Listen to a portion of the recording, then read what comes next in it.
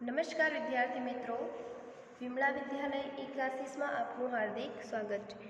આજે આપણે ધોરણ 4 વિષય આસપાસમાં પ્રકરણ 12 બદલાતો સમયનો ભાગ 2 સમજીશું। તો વિદ્યાર્થી મિત્રો, આપણે ભાગ 1માં બદલાતા સમય વિશે ઘણું બધું જોઈ ગયા કે લોકોના ધંધા રોજગારમાં પરિવર્તન આવ્યા અને આવકમાં વધારો થતાં લોકોનું જીવન ધોરણ બદલાયું અને વૈભવ વિલાસમાં વધારો થયો। ગામડાઓમાં પણ રોજગાર વધ્યા અને સ્થાનિક કારીગરોને ગામડાઓમાંથી શહેરોમાં પોતાના કામ મળવા લાગ્યા। ગ્રામ્ય કારીગરો જેવા કે કુંભાર, દરજી, સુથાર, કડિયા, મોચી, સફાઈ કામદાર વગેરે, પ્લમ્બર વગેરે યોગ્ય ધંધા રોજગાર મળ્યા। હવે છે વધુ બદલાવ કે મારા 7 દીકરા અને 1 દીકરીનો જન્મ તે ઘરમાં થયો હતો। કોના? નીલાભાઈના 7 દીકરા અને 1 દીકરીનો જન્મ તે ઘરમાં થયો હતો।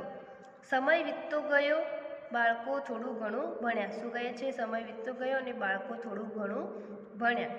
20 વર્ષ પહેલાં અમારી દીકરી જમીનના લગ્ન થયા ને તે સાસરે રાફુ ગામે ચાલી ગઈ। શું કહે છે? 20 વર્ષ પહેલાં અમારી દીકરી જમીનાના લગ્ન થયા અને તે તેના સાસરે રાફુ ગામે ચાલી ગઈ। જ્યારે દીકરા લાખાના લગ્ન થયા, અમને લાગ્યું કે નવી વહુ માટે અમારે ઘર તૈયાર કરી દેવું જોઈએ। શું કહે છે? કે જ્યારે અમારા દીકરા લાખાના લગ્ન થયા એટલે અમને લાગ્યું કે હવે નવી વહુ માટે અમારે ઘર તૈયાર કરી દેવું જોઈએ। કે ત્યારે દરેક પાકી ઈંટો વાપરતા હતા। ત્યારે શું? દરેક કેવી ઈંટો? પાકી ઈંટો વાપરતા હતા। અમે પણ દિવાલ બનાવવા તેનો જ ઉપયોગ કર્યો અને છત માટે વાંસ નળિયાના બદલે અમે મજબૂતી લાવવા માટે લોખંડ, કપચી અને સિમેન્ટનો ઉપયોગ કર્યો। શું કહે છે? કે અમે પણ દિવાલ બનાવવા તેનો જ ઉપયોગ કર્યો અને છત માટે વાંસા નળિયાના બદલે અમે મજબૂતી લાવવા માટે લોખંડ, કપચી અને સિમેન્ટનો ઉપયોગ કર્યો। શૌચાલયમાં કચરાના નિકાલ માટે પાઇપ પણ મૂકી રસોડું મોટું બનાવ્યું અને લાખાની પત્ની માટીનો ચૂલો ખૂબ જ ઓછા પ્રમાણમાં વાપરે છે, કારણ કે તે ગેસ સ્ટવ પર રસોઈ બનાવે છે। શું કહે છે? કે અમે શૌચાલયના નિકાલ માટે પાઇપ પણ મૂકી અને રસોડું મોટું બનાવ્યું કે લાખાની પત્ની એ માટીનો ચૂલો ખૂબ જ ઓછા પ્રમાણમાં વાપરે છે, કારણ કે તે ગેસ સ્ટવ પર રસોઈ બનાવે છે। નવી વસ્તુઓ જોઈએ તો મારા દીકરાનો દીકરો હમણાં જ જુદો રહેવા લાગ્યો છે। શું કહે છે? મારા દીકરાનો દીકરો હમણાં જુદો રહેવા લાગ્યો છે। તેણે હવે નવું ઘર બનાવ્યું છે। શું કર્યું? તેને હવે નવું ઘર બનાવ્યું છે। તેણે નાની મોટી ખરીદી કરવા શહેર જવાનું થાય છે। તેને નાની મોટી ખરીદી કરવા માટે ક્યાં જવાનું થાય છે? તો શહેરમાં જવાનું થાય છે। ત્યાં તો મોટી મોટી ઇમારતો હોય કે તેમાં જુદી જુદી સુવિધાઓ ઘણી જોવા મળે। તે નવી પેઢીનો દીકરો છે કે તેણે હવે શૌચાલય, રસોડું વગેરે સુવિધાવાળું ઘર બનાવ્યું છે કે જે બનાવવું અમારા માટે અઘરું હતું। શું કહે છે નીલાભાઈ? કે મારા દીકરાનો દીકરો હમણાં જ જુદો રહેવા લાગ્યો છે અને તેને હવે નવું ઘર બનાવ્યું છે કે તેને નાની મોટી ખરીદી કરવા શહેર જવાનું થાય છે। ત્યાં તો મોટી મોટી ઇમારતો હોય, તેમાં જુદી જુદી સુવિધાઓ પણ ઘણી જોવા મળે અને તે નવી પેઢીનો દીકરો છે, તેણે હવે શૌચાલય, રસોડું વગેરે સુવિધાવાળું ઘર બનાવ્યું છે, જે બનાવવું અમારા માટે અઘરું હતું। કે થોડા વર્ષો પહેલાં લાખાએ શૌચાલય અને બાથરૂમ ફરીથી બનાવડાવ્યું હતું। થોડા વર્ષો પહેલાં જ એમના પુત્ર કોણ? લાખા, કે લાખાએ શૌચાલય અને બાથરૂમ ફરીથી બનાવડાવ્યું હતું કે તેણે બાથરૂમમાં રંગીન ટાઇલ્સનો ઉપયોગ કર્યો। વિચારો, નહાવા માટેની જગ્યાઓમાં પણ આટલો બધો ખર્ચો। શું કહે છે? કે તેણે બાથરૂમમાં રંગીન ટાઇલ્સનો ઉપયોગ કર્યો કે તમે વિચારો કે નહાવા માટેની જગ્યામાં પણ આટલો બધો ખર્ચો। હું હવે 80 વર્ષનો થયો। નીલાભાઈ કેટલા વર્ષના થયા? 80 વર્ષના। આ બધા વર્ષોમાં મેં ઘણા બધા ફેરફારો જોયા। એવું કહે છે કે આ બધા વર્ષોમાં મેં ઘણા બધા ફેરફારો જોયા કે મારા પોતાના ઘરમાં મને ખબર નથી કે મારા પૌત્ર પૌત્રીઓ ક્યાં રહેવાનું પસંદ કરશે અને તેમના ઘર કેવા હશે? અત્યારે અલિયાળનો ટંડો ગામમાં મકાનો કેવા હશે? મને એમ પણ થાય છે કે મારા બીજા મિત્રો ક્યાં હશે? હવે વિદ્યાર્થી મિત્રો અહીંયા કેટલાક પ્રશ્નો આપેલા છે કે તમારું ઘર બનાવવા માટે કઈ કઈ સામગ્રીઓનો ઉપયોગમાં લેવામાં આવી છે? તો વિદ્યાર્થી મિત્રો આપણું ઘર શેનાથી બનેલું છે તે આપણે અહીંયા લખવાનું છે. તો આપણે અહીંયા લખીશું કે મારું ઘર બનાવવા માટે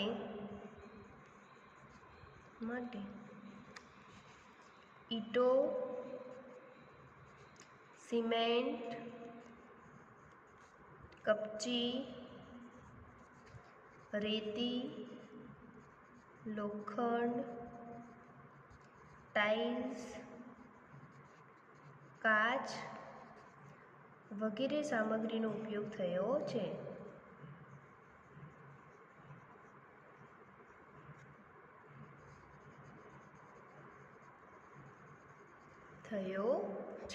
તો કે તમારું ઘર બનાવવા માટે કઈ કઈ સામગ્રીનો ઉપયોગ થયો છે? તો કે મારું ઘર બનાવવા માટે ઈંટો, સિમેન્ટ, કપચી, રેતી, લોખંડ, ટાઇલ્સ, કાચ વગેરે સામગ્રીનો ઉપયોગ થયો છે. કે તમારા મિત્રનું ઘર કઈ કઈ સામગ્રીમાંથી બનેલું છે તે શોધી કાઢો. શું તેમાં કોઈ ફેરફાર છે? તેના વિશે લખો. કે મારા મિત્રનું ઘર ઈંટો, સિમેન્ટ, આપણે અહીંયા લખીશું કે મારા મિત્રનું ઘર ઈંટો, સિમેન્ટ, કપચી, રેતી, લોખંડ, ટાઇલ્સ, વિલાયતી નળિયાથી બનેલું છે. કે તેના ઘરના વિશેષ સુશોભન માટે બારણા અને બારીઓના ઉપરના ભાગે વિલાયતી નળિયા લગાવવામાં આવ્યા છે. કે મારા ઘર કરતાં મારા મિત્રના ઘરમાં ઉપર મુજબનો ફેરફાર છે. પછી કે નીનાભાઈના પૌત્ર પૌત્રીઓ કેવા ઘરમાં રહેશે? તમે શું વિચારો છો? તો કે સમય બદલાવની સાથે નીલાભાઈ અને તેમના પુત્ર લાખાભાઈ તથા નીલાભાઈના પુત્ર પુત્રીએ ઘરના બાંધકામમાં બદલાવ લાવીને ઈંટો, સિમેન્ટ, રેતી અને લોખંડ કપચીનો ઉપયોગ કર્યો. એમ આધુનિક સમયમાં નીલાભાઈના પૌત્ર પૌત્રીઓ ઈંટો, લોખંડ અને રેતી, કપચીનો, ટાઇલ્સનો અને અન્ય સજ્જ એવા મોટા ઘરમાં રહેવા જશે, હું એવું વિચારું છું. પછી કે તમે મોટા થઈને ક્યાં રહેવાનું પસંદ કરશો? તમે કેવા પ્રકારનું ઘર પસંદ કરશો? તો કે હું મોટો થઈને શહેરમાં રહેવાનું પસંદ કરીશ. કે હું મોટો થઈને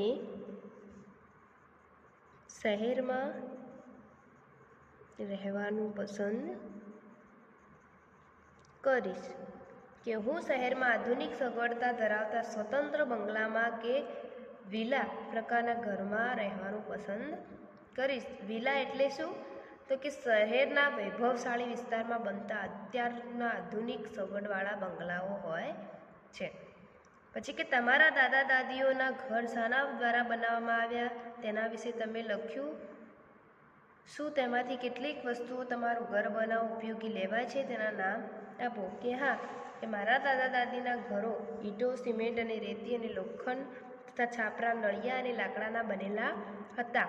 કે મારા ઘરમાં પણ એ જ સામગ્રીનો ઉપયોગ થયો છે. કે દાદા દાદીઓના અને આજના અમારા ઘરમાં ફેરફાર એટલો છે કે અમારા મકાનની છત ડાબાવાળી છે અને અમારું મકાન આધુનિક સગવડવાળું છે.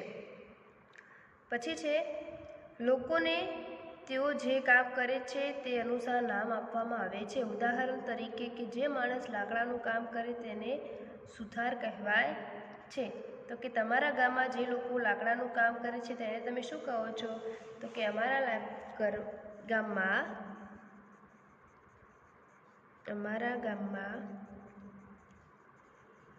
જે લોકો લાકડાનું કામ કરે છે તેને અમે મિસ્ત્રી કહીએ છીએ. શું? મિસ્ત્રી કહીએ છીએ. હવે છે ચિત્ર જુઓ અને કોષ્ટક પૂર્ણ કરો. કે અલગ અલગ લોકો દ્વારા અહીં કેવા પ્રકારના કામ થાય છે કે કુંભાર દ્વારા ચાકડા પર માટીમાંથી વિવિધ વસ્તુઓ બનાવવામાં આવે છે. મજૂરો રેતી સિમેન્ટ પાણી ભેગા કરીને ચણતર માટે માલ તૈયાર કરે છે. પછી તૈયાર થયેલા માલ અને ઈંટો દ્વારા કડિયા ચણતર તથા પ્લાસ્ટર કરે છે. ઇલેક્ટ્રિશિયન દ્વારા ઇલેક્ટ્રિકનું કામ થઈ રહ્યું છે. પાણીની વ્યવસ્થા માટે વિવિધ પ્રકારની પાઇપ ફિટિંગનું પણ કાર્ય પ્લમ્બર દ્વારા ચાલી રહ્યું છે, જે અહીંયા આપણને ચિત્રમાં દેખાય છે કે ચિત્રમાં તેઓ કયા સાધનોનો ઉપયોગ કરતા બતાવ્યા છે તેમના નામ આપેલા કોષ્ટકમાં લખો. અહીંયા કામ, અહીંયા સાધન અને તેને શું કહેવાય તે કે માટીમાંથી વિવિધ વસ્તુ બનાવનાર. માટીમાંથી વિવિધ વસ્તુઓ બનાવનારને શું કહેવાનું સાધન શું આવે તો ચાકડો, અને તે માણસને શું કહેવાય તો કુંભાર. બીજું છે ઘર ચણતરનું કામ કરે. ઘર ચણતરનું કામ કરે તો તેને શું કહે, તેનું સાધન કયું હોય, લેલું અને મસ્ટર. લેલું અને મસ્ટર, જેને શું કહેવાય તો કડિયું. પછી કે વિવિધ પ્રકારની પાઇપ ફિટિંગ ને નળ ફિટિંગ કરે તેનું શું હોય, વિવિધ પ્રકારની પાઇપ ફિટિંગ કરે એને શું કહેવાય, એનું સાધન શું હોય તો પકડ પાના ડ્રીલ મશીન. શું હોય, પકડ પાના ને ડ્રીલ મશીન. અને તે માણસને શું કહેવાય તો પ્લમ્બર. બરાબર. તો આપણે અહીંયા ઉપર જે દર્શાવેલા છે એના આપણે અહીંયા નામ લખ્યા. હવે છે કે શું તમે આ પ્રકારનું કામ કરનારા માણસોને જાણો છો? તેઓની મુલાકાત લઈ માહિતી મેળવો અને તમારા મિત્રો સાથે ચર્ચા કરો. તો વિદ્યાર્થી મિત્રો, હા કે સુથાર લાકડામાંથી વિવિધ વસ્તુઓ બનાવે છે. પછી કુંભાર તો કુંભાર એ માટીમાંથી વિવિધ વસ્તુ બનાવે છે. પછી કડિયું તો કે તે કડિયું એ પથ્થર ઈંટ અને વગેરેમાંથી મકાન બનાવે છે. પછી પ્લમ્બર તો તે ઘરમાં પાઇપલાઇન નળ નાખી ફિટ કરી શકે છે. પછી ઇલેક્ટ્રિશિયન તો તે ઘરમાં વીજળીની લાઈન નાખે છે. લુહાર તો કે તે લોખંડની વિવિધ વસ્તુઓ બનાવે છે. હવે છે કે જ્યાં બાંધકામ ચાલતું હોય તેવા સ્થળની શિક્ષક કે વાલીની મદદથી મુલાકાત કરી તે નીચેના પ્રશ્નોના જવાબ લખો.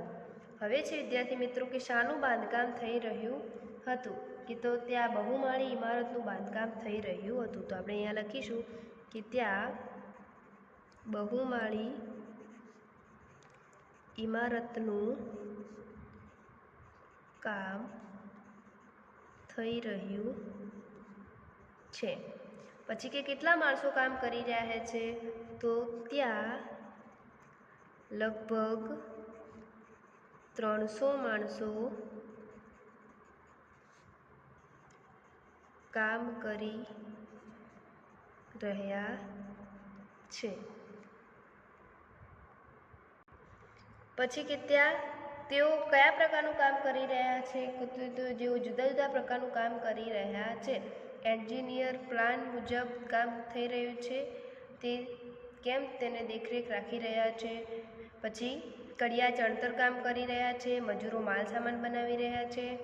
પછી જે ભાગમાં ઇમારતનું ચણતર કામ પૂર્ણ થયું હોય ત્યાં પ્લમ્બર નળ ફિટિંગ અને પાણીની પાઇપલાઇનનું કામ કરી રહ્યા છે.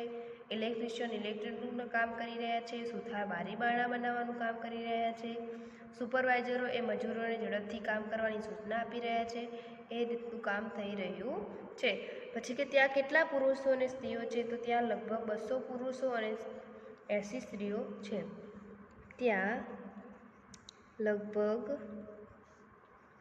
220 પુરુષો અને 80 સ્ત્રીઓ છે.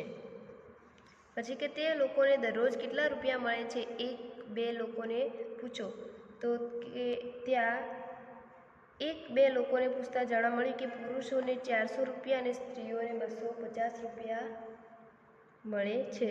શું પુરુષોને 400 રૂપિયા અને સ્ત્રીઓને 250 રૂપિયા મળે છે દરરોજે? પછી કે મકાન બનાવવા કઈ કઈ સામગ્રી વાપરવામાં આવે છે? તો મકાન બનાવવા માટે ઈંટો, સિમેન્ટ, રેતી, કપચી, લોખંડ, લાકડું, ટાઇલ્સ, પથ્થર, આરસ, ગ્રેનાઇટ વગેરે. બરાબર. પછી કે મકાન બનાવવા કેટલી ટ્રક ઈંટો અને કેટલી થેલીઓ સિમેન્ટ વાપરવામાં આવી છે તે અનુમાન કરવા પ્રયત્ન કરો. તો કે મકાન બનાવવા માટે મારું અનુમાન છે કે 5000 કે લગભગ 100 ટ્રક ઈંટો અને 5000 સિમેન્ટની થેલીઓ વાપરવામાં આવી હશે. કે બાંધકામની જગ્યાએ સામગ્રી કેવી રીતે લાવવામાં આવે છે? ટ્રક દ્વારા, હાથલારીથી, બીજા વાહનો દ્વારા. તો બાંધકામની જગ્યાએ ટ્રક, ટ્રેક્ટર, ટ્રોલી વગેરે વાહનો દ્વારા સામગ્રી લાવવામાં આવે છે. પછી કે કિંમતો શોધી કાઢો. સિમેન્ટની એક થેલીના કેટલા રૂપિયા? તો સિમેન્ટની એક થેલીના 450 રૂપિયા. પછી એક ઈંટના 5 રૂપિયા અને રેતીનો ટ્રક એક ટ્રકની 5000 રૂપિયા. બરાબર. હવે થોડા બીજા પ્રશ્નો પૂછો ને તેના જવાબ લખો. તો કે એક થેલી સિમેન્ટની સાથે 3 બોરી રેતી ભેળવવામાં આવે છે. પછી કે બની રહેલી બહુમાળી ઇમારતોનો નકશો આર્કિટેક્ટે બનાવ્યો છે. કે વજનદાર વસ્તુઓ ઉપર ખેંચવા ક્રેનનો ઉપયોગ થાય છે. બરાબર. પછી ત્યાં નાના બાળકોને મજૂરી કામ કરાતા નથી. તો વિદ્યાર્થી મિત્રો, અહીંયા આપણું પ્રકરણ 12 અહીંયા આપણે પૂર્ણ કરીએ છીએ.